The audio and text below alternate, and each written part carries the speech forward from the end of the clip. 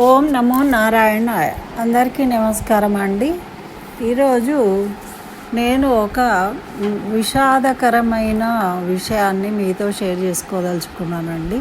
నేను చెప్పాను కదా, మా ఫ్యామిలీ వివరాలు. మా నాన్నగారు వాళ్ళు 5 అన్నదమ్ములు అని.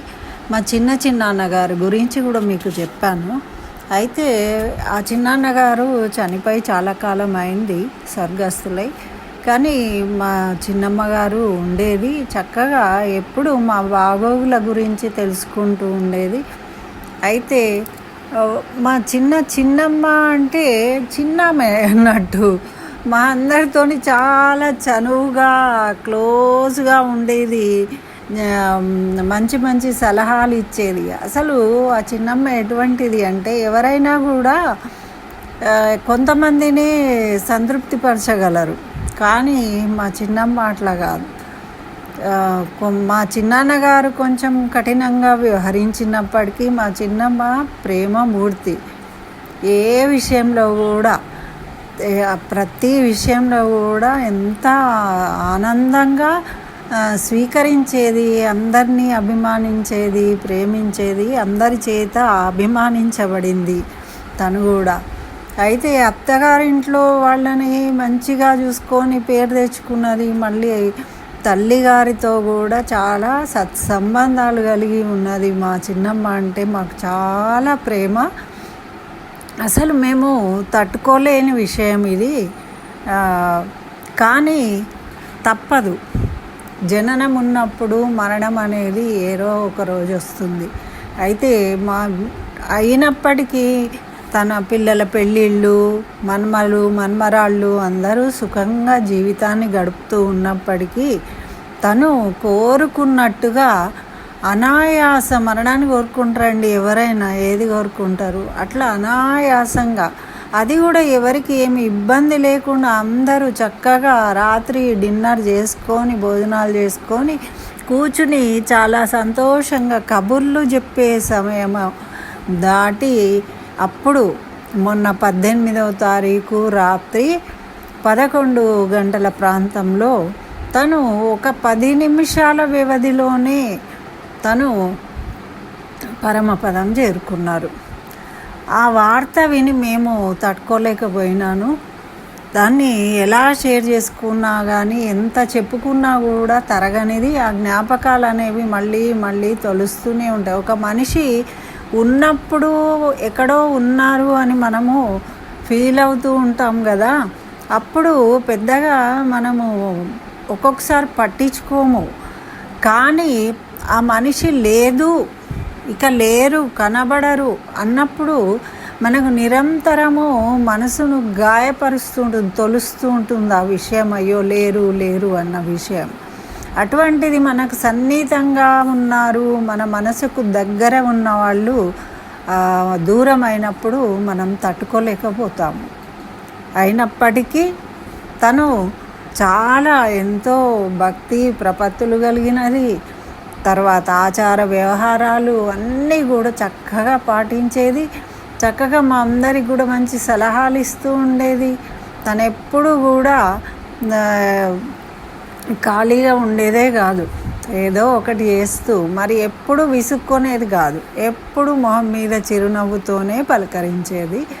అటువంటి చిన్నమ్మను మేము కోల్పోవడము, ఆ తల్లిని మా చెల్లెళ్ళు తమ్ముడు కోల్పోవడము, వారికి 2 అమ్మాయిలు 1 అబ్బాయి. చిన్నమ్మను మేము కోల్పోవడము, ఆ తల్లిని మా చెల్లెళ్ళు తమ్ముడు కోల్పోవడము, వారికి 2 అమ్మాయిలు చక్కగా వాళ్ళు గెజిటెడ్ ఆఫీసర్స్ పనిచేస్తూ ఉన్నారు. వాళ్ళు పిల్ల పాపలతో మంచిగా ఆనందంగా ఉన్నారు. కానీ తల్లిని కోల్పోవడం అనేది పెద్ద బాధాకరమైన విషయం ఎవరికైనా జీవితంలో. తల్లి కడుపు నుంచి మనం బయటకు వచ్చినప్పుడు తల్లి ఆనందపడుతుంది, ఆ విషయం మనకు తెలియదు. మనము తల్లిని కోల్పోయినప్పుడు మనం బాధపడతాము, కానీ ఆ విషయం కూడా తల్లికి తెలియదు. లేకుంటే తల్లి అలా వదిలిపెట్టి వెళ్ళలేదు కదా, పిల్లలు బాధపడుతూ ఉంటే చూడగలదా? కానీ ఎవరి అనుభవం వాళ్ళదండి. ఎవరికైనా ఒకరోజు తప్పదు.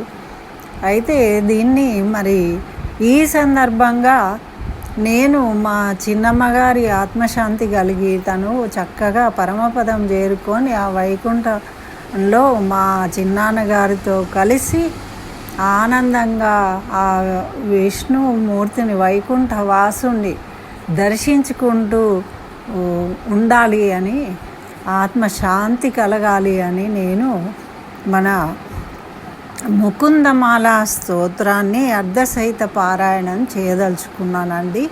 మీకు తెలుసు కదా, నేను ఏది చేసినా కూడా, నేను ఈ ఛానల్ పెట్టినప్పటి నుంచి కూడా నేను ఇంట్లో కానీ నేను ఏవేవి చేస్తానో అవన్నీ కూడా మీతో షేర్ చేసుకుంటాను. అలాగే ఇప్పుడు ఈ జ్యేష్ఠ మాసంలో కనకధార స్తోత్రం చేశాను, అది కూడా మీకు షేర్ చేసుకున్నాను. ఇది కూడా నేను మీతో షేర్ చేసుకుంటున్నానండి.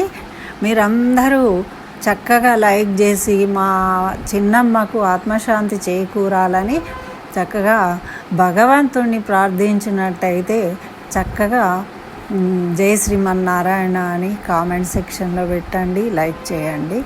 నేను నాకు ఆశీర్వాదంగా భావిస్తాను. ఆ విధంగా ఇప్పుడు ఈ ముకుందమాల స్తోత్రం గురించి కొంత తెలుసుకుందాం. మనకు 12 ఆళ్వార్లు, మనం ఆళ్వార్ల చరిత్రను కూడా చేసుకున్నాము, ప్లేలిస్ట్లో ఉంది, మీరు చూడొచ్చు. అందులో ఒక ఆళ్వార్లు కులశేఖర ఆళ్వార్లు. వీరు అసలు రాజులు, బ్రాహ్మలు, వైష్ణవులు ఇట్లాంటివి కాదండి. ఆళ్వార్లు అంటే భక్తితో మునిగి తేలిన వాళ్ళు. భక్తి తప్ప వాళ్ళకు ఆ శ్రీమన్నారాయణ స్మరణ తప్ప వేరే దాంతో సంబంధము లేక అందులోనే నిత్యము ప్రతి నిమిషము ధ్యానంలో ఉన్న వాళ్ళే ఆళ్వార్లు అన్నమాట. అంటే అటువంటి వారికి భాగవతులు. అటువంటి ప్రపన్నులకు భగవంతుడే అధీనంలో ఉంటాడు, పిలిస్తే పలుకుతాడు, వాళ్ళు చెప్పిన మాట వింటాడు.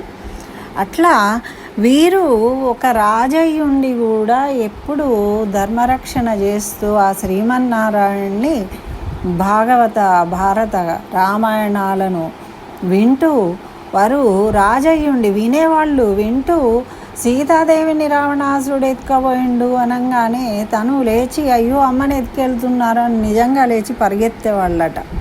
అలా భావించేవాళ్ళు అన్నమాట. నిరంతరము శ్రీ మహావిష్ణు భక్తిలో ఉండేవాళ్ళు. అయితే వీరికి ఏంటి కోరిక అంటే శ్రీరంగ యాత్ర చేయాలి అని కోరిక ఉండేదట. కానీ ఎప్పుడు రాజరికం పనులు వీళ్ళు వెళ్ళనిచ్చేవాళ్ళు కాదు. ఎవరో భాగవతులను తీసుకొచ్చేవాళ్ళు. వాళ్ళు రాగానే అయ్యో భాగవతులకు మనము భగవంతుడి కన్నా భాగవతుల సేవ కైంకర్యము ముఖ్యము అని వారికి సేవ చేస్తూ వాళ్ళని అర్చిస్తూ ఆగిపోయేవాళ్ళట. ఆ విధంగా చేసుకుంటూ ఉంటే తను రోజు కూడా ఏం చెప్పేవారు, ప్రతిరోజు కూడా ముష్యతే యస్య నగరే రంగయాత్రా దినే దినే తమహం శిరసా వందే రాజానం కులశేఖరం అని చెప్పేవాళ్ళట. అంటే ఏంటి దీని అర్థం అంటే, నేను రంగయాత్రకు రంగనాథుడిని చూడ్డానికి శ్రీరంగం వెళ్తూ ఉన్నాను, మీరు ఎవరైతే ఇష్టలు ఉంటే వాళ్ళు నాతో రావచ్చు, నేను యాత్రకు బయలుదేరుతున్నాను. రాజు కదండి, ఎవరినైనా తీసుకెళ్ళగలరు. ఆ విధంగా తను వెళ్ళడమే కాదు, ఇష్టలైన వాళ్ళు మాతో రండి అని చెప్పేవాళ్ళట ప్రతిరోజు ఈ విధంగా. అయితే తను మరి కొన్ని శ్లోకాలను రాసుకున్నారు. ఏమని అంటే, దీని పేరు ముకుందమాల. ముకుం అంటే ముక్తి అన్నమాట. ముక్తిని అంటే ఇచ్చేవాడు, ముకుందుడు అంటే ముక్తిని ఇచ్చేవాడు. అటువంటి ముకుందుణ్ణి ప్రార్థిస్తూ కొన్ని శ్లోకాలను రాసుకున్నారు. ఆ శ్లోకాలనే మాలగా భావించి దీన్ని ముకుందమాల అని పేరు ఇచ్చారనమాట దీనికి. అయితే ఈ స్తోత్రంలో ఉన్న శ్లోకాలను అర్ధసహితంగా మనము వీలైనన్ని శ్లోకాలను తెలుసుకుంటూ చక్కగా ఆ శ్రీమన్నారాయణ అనుగ్రహాన్ని పొందుదాము. అదేవిధంగా ఇది దీనితోని నేను ఆ శ్రీమన్నారాయణని ప్రార్థిస్తున్నాను. మా చిన్నమ్మకు ఆత్మశాంతి కలిగి ఆమె పరమపదం చేరుకోవాలి అని నేను ఆ భగవంతుణ్ణి ప్రార్థిస్తూ దీన్ని మనము ప్రారంభించుకుందాము.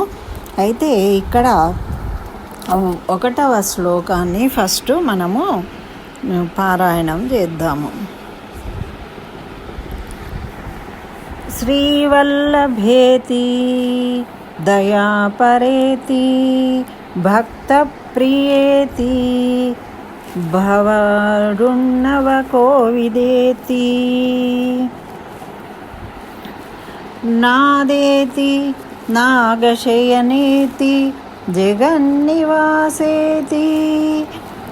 అలాపినం ప్రతిపదం కురుమాలముకుంద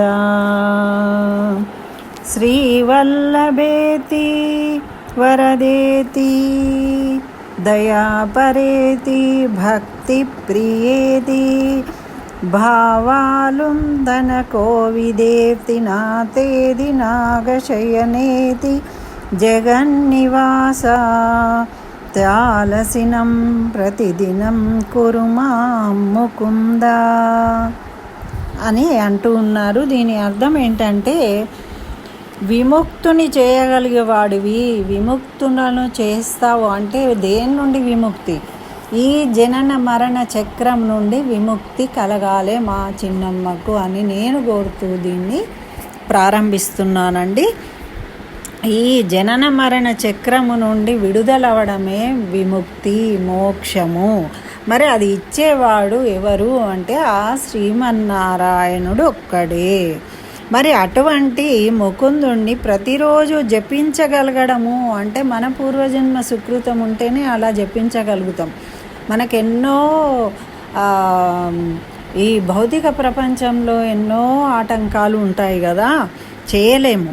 కానీ అలా జపించగలగాలి అంటే కూడా మనకు ఆ శ్రీమన్నారాయణ అనుగ్రహం ఉండాలి.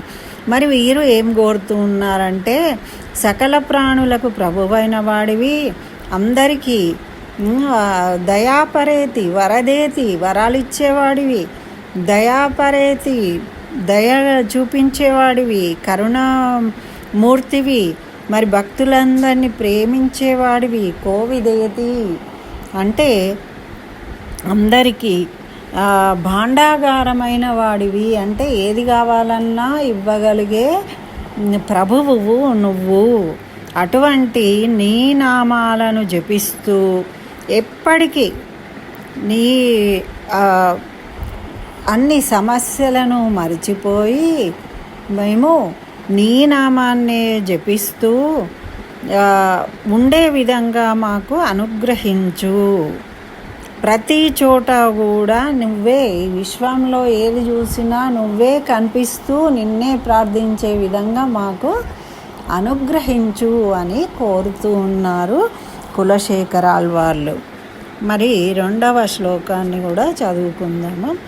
జయతు జయతు దేవో దేవకీ నందనోయం జయతు జయతు కృష్ణో వృష్టివంశ ప్రదీప జయతు జయతు మేఘశ్యామల కోమలాంగో జయతు జయతు పృథ్వీ భరణాసో ముకుంద జయతు జయతు దేవో దేవకీ నందనోయం జయతు జయతు కృష్ణో వృష్టివంశ ప్రదీప జయతు జయతు మేఘశ్యామల కోమలాంగో జయతు జయతు పృథ్వీ భరణాసో ముకుంద. అంటే ఇక్కడ జయం కలుగుగాక, నీకు జయం కలుగుగాక. ఎవరెవరికట? దేవకీ కుమారునికి జయం కలగాలి, మరియు యదు వంశానికి చెందిన కృష్ణునికి జయం కలగాలి. మరి మేఘం వలె నల్లగా ఉన్నాడు కదా కృష్ణుడు, అందమైన అవయవాలు ఉన్నాయి. అటువంటి కృష్ణుడికి విజయం కలగాలి. మరి ముకుందుడికి విజయము, మరి ఎవరైతే ఈ భూమిని భరిస్తూ ఉన్నారో ఆ దేవాది దేవుడికి విజయం కలగాలి అని కోరుతూ ఉన్నారు కులశేఖర ఆళ్వార్లు. మరి 3వ శ్లోకం చదువుదాము. ముకుంద మూర్ధ్నా ప్రాణిపద్యయాచే భవంతమే కన్నమియంతమర్థం అవిస్మృతి స్వచరణారవిందే భవే భవే మేస్తభవత్ప్రసాదాత్ ముకుంద మూర్ధ్నా ప్రాణిపద్యయాచే భవంతమే కన్నమియంతమర్థం అవిస్మృతి స్వచరణారవిందే భవే భవే మేస్తభవత్ప్రసాదాత్. హే ముకుందా, తల వంచుకొని నేను నిన్ను వేడుకుంటూ ఉన్నాను. యాచే అంటే వేడుకోవడం, అడుక్కుంటున్నాను నిన్ను. ఏమని అడుక్కుంటున్నాను అంటే, ఒంటరిగా ఉన్నా నేను, ఒక చిన్న ఉపకారం చేయి నాకు అని వేడుకుంటున్నాడట. మరి ఏం ఉపకారం చేయాలి అంటే, నీ పాదకమలాన్ని ఎప్పటికీ విడవకుండా మర్చిపోకుండా ఉండేటట్టు దయచేసి నా మీద దయ చూపు అంటున్నారు ఇక్కడ. భవే భవే మేస్త భవత్ ప్రసాదాత్ అంటే దయచేసి దయతో దయ చూపు. అంతకన్నా ఏం అడగలేము, మా మీద కరుణ చూపించు స్వామి అని అడగడమే కదా. అది నేను చిన్న ఉపకారం చేయమని అడుగుతున్నా. ఏం లేదు, పెద్ద ఉపకారం నేనేమి కోరట్లేదు. నాకు నీ మీద ధ్యాస ఉండేటట్టు, ఎప్పటికీ నీ చరణాలందే నాకు ధ్యాస ఉండేటట్టు నాకు చెయ్యి. వేరే వాటిని మా హృదయంలోకి రానివ్వకు. దయచేసి దయ చూపు ముకుందా అని కోరుతూ ఉన్నారు ఇక్కడ. మరి ఇంకా 4వ శ్లోకాన్ని కూడా చదువుకుందాము. శ్రీ గోవింద పాదోంభోజ మధునా మహాద్భుతం యత్పైనోన ముంచంతి ఎడమైనా. శ్రీ గోవింద పాదోంభోజ మధునా మహాద్భుతం యత్పైనోన ముంచంతి ఎడపైనా. అంటే కమలం నుండి వచ్చిన తేనె ఎలా ఉంటుంది, తియ్యగా ఉంటుంది కదా, అటువంటి గోవింద పాదాలు అటువంటి ఎట. కమలంలో నుంచి వచ్చిన తేనె తియ్యగా ఉంటుంది, దాన్ని ఎవరైనా వదులుకుంటారా? మరి దాన్ని పొందిన వ్యక్తులు ఎప్పటికీ కూడా దాని నుండి విడుదల కాలేరు. ఒకసారి మనము సెల్ ఫోన్కి అడక్ట్ అయితే దాని నుండి మనము విడుదల కాలేకపోతున్నాము. కానీ వీరేమంటున్నారు అంటే, ఆ తేనె వంటి కమలములో నుండి వచ్చిన తేనెలాగా ఉన్నాయి నీ పాదాలను స్మరించి నీ పాదాలకు శరణాగతి చేస్తే, ఒక్కసారి మనము దానిలోకి వెళ్ళాము అంటే దాని నుండి ఎప్పటికీ కూడా విడిపోలేము, విడుదల పొందలేము. అటువంటి వ్యామోహాన్ని కలిగి ఉంటాం మనం. అంటే బాహ్యమైన విషయాల నుండి విముక్తి పొందాలి. ఆ భగవంతుని పాదాలయందు వ్యామోహాన్ని పెంచుకోవాలి. అదే మనం చేసే సాధన. ఆ పరమ పదాన్ని చేరుకోవాలి, విష్ణు సాన్నిధ్యం పొందాలి అంటే మనము చేయవలసిన సాధన అది అని మనకు తెలియజేస్తున్నారు ఇక్కడ కులశేఖరాచార్యులు. అయితే ఇంకొక శ్లోకాన్ని చెప్పుకొని ముగించుకుందామండి ఈరోజు. నాహం వందే తవే చరణయో ద్వంద్వమద్వంద్వ మహతో కుంభీపాక గురుమపి హరే నరకం సపనోతు రమ్య రామా మృదుధనులత ఆనందనేవాపి రామ భవే భవే హృదయ భవనే భవేయం భవంతం. నాహం అంటే వద్దు, నాహం వద్దు అంటున్నారు. ఏది వద్దట? మరి నేను నిన్ను కుంభీపాక నరకం నుండి రక్షించు అని అడగను, నాకొద్దు అటువంటి వరాలు, అటువంటి కోరుకోను నేను. మరి నేను అందమైన ఆడపిల్లలతోని ఆనందంగా ఇంద్రియ సంబంధమైన సుఖభోగాలను అనుభవించాలి అని కోరుకోను, అటువంటి వద్దు నాకు. మరి అటువంటి ఇచ్చినందుకు నేను నీకు నమస్కరించడం లేదు, అటువంటి అసలే వద్దు నాకు. మరి ఏం కావాలి అంటే, నేనేం అభ్యర్థిస్తున్నాను అంటే, ఎప్పటికీ నా హృదయ రాజభవనంలో నువ్వు కొలువై ఉండు అని అభ్యర్థిస్తున్నా. ఎందుకంటే నా హృదయంలో ఎప్పటికీ నువ్వు కొలువై ఉంటే నేను నిన్ను ఎప్పటికీ జ్ఞాపకం ఉంచుకోవాలి. ఆ విధమైన కోరికను కోరుతూ ఉన్నాను, నేను అభ్యర్థిస్తున్నాను నిన్ను.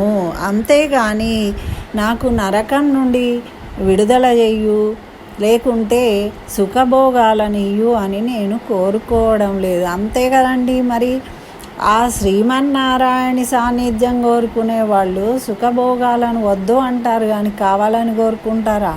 అందుకే కదా మరి వీళ్ళు ఆళ్వార్లుగా ప్రసిద్ధిగాంచిండ్రు. వాళ్ళు ఇటువంటి స్తోత్రాలను ఎన్నో రచించారు మన కోసం.